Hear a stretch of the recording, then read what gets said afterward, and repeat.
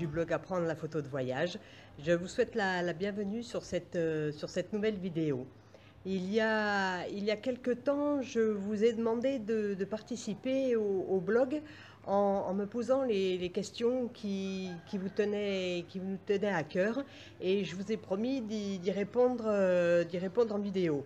Alors, je l'ai fait une première fois depuis Bali, mais alors il y a une chose que je pouvais pas imaginer, c'est que de voyager, de m'occuper du blog, de faire du reportage, de préparer les photos pour les mois à venir quand je vais rentrer en France. Enfin bon, toutes ces activités font que j'ai un petit peu de mal à gérer tout ça. Donc voilà, il s'est passé un petit moment depuis la dernière vidéo pour répondre à vos questions, mais je vais essayer de reprendre le rythme.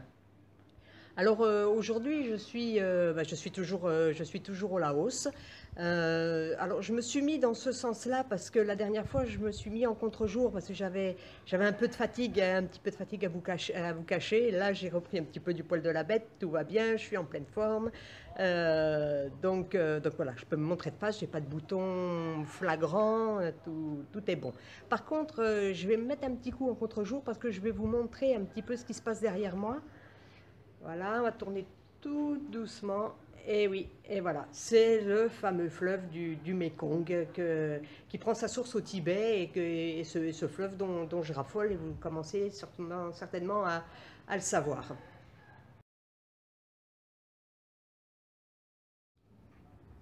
Alors, je vous lis la question de Michel, qui nous dit qu'il est graphiste. Apparemment graphiste professionnel. Alors, il nous dit la photo est avant tout une passion, j'en suis convaincue. En tant que graphiste, une fois l'investissement du matériel effectué, les charges restent relativement faibles. Le photographe de reportage, en dehors de l'investissement du matériel, qui peut être similaire, voire bien supérieur au graphiste, a, me semble-t-il, des dépenses tout autres. Qui me paraissent disproportionnées en rapport au retour qu'il pourrait en avoir. Ça, je confirme. Je vois peu de photographes qui vivent de leur passion.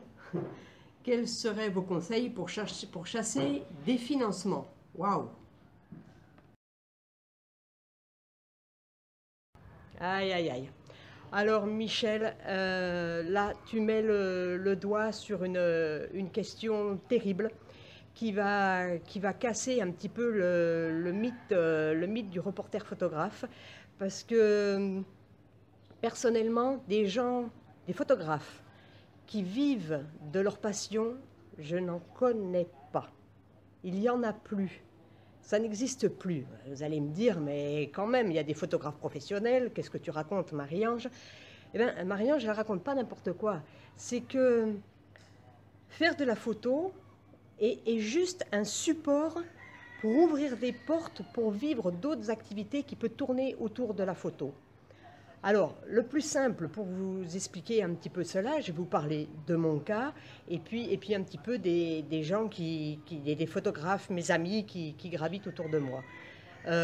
Nous sommes par exemple un certain nombre en France et à l'étranger, particulièrement en France, des guides photographes de voyage. C'est-à-dire que l'on crée les voyages,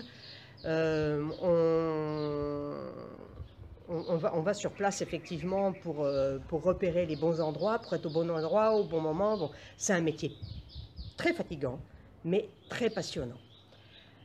Sachez que l'on ne vit pas de ce métier. Ce n'est qu'une partie infime du revenu que l'on a besoin de dégager pour tout un chacun payer ses factures et payer ses voyages. Voilà. Mais on ne vit pas du métier de guide photographe, ça n'existe pas. C'est malheureux, mais c'est comme ça. C'est tout juste pas possible. Donc, c'est là où je vais casser le mythe, c'est que je connais par exemple des guides photographes qui sont de très bons guides photographes et qui, pour vivre, font de la photo culinaire, par exemple.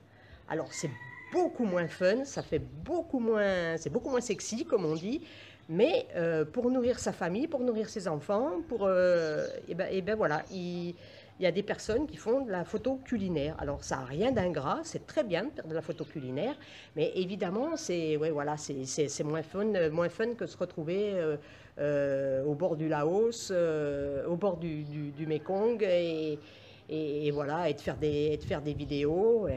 Voilà. Et par contre, moi, en ce qui me concerne, je suis guide photographe de voyage. C'est un revenu complémentaire, mais je ne peux pas en vivre. C'est pas possible. Ou alors, je pourrais derrière toucher le RSA, la CMU, et voilà, et profiter de tous ces avantages qu'on a en France. Ce qui n'est pas du tout ma philosophie. Bah, passons. Toujours est-il qu'en dehors de ça, je suis obligée de multiplier mes activités.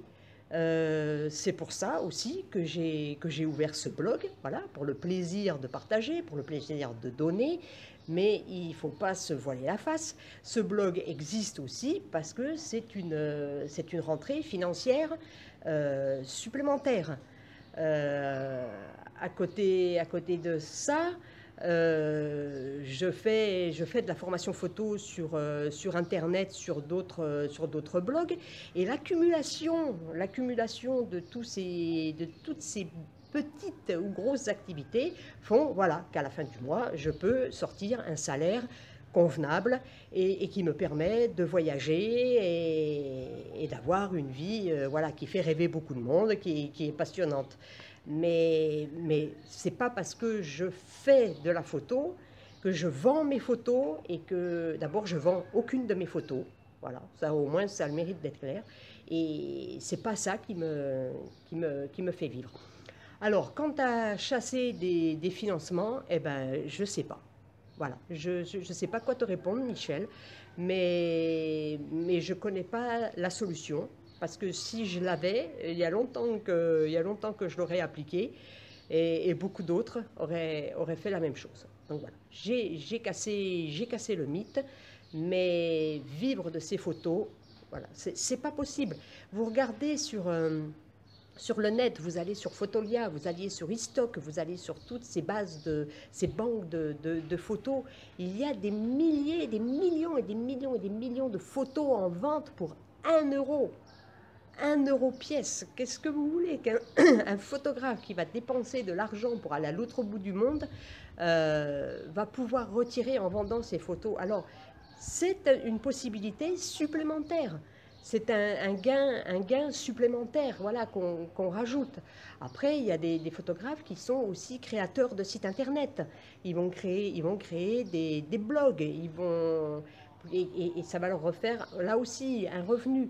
Il y a plein de solutions pour gagner de l'argent à partir des photos, mais pas directement avec la photographie.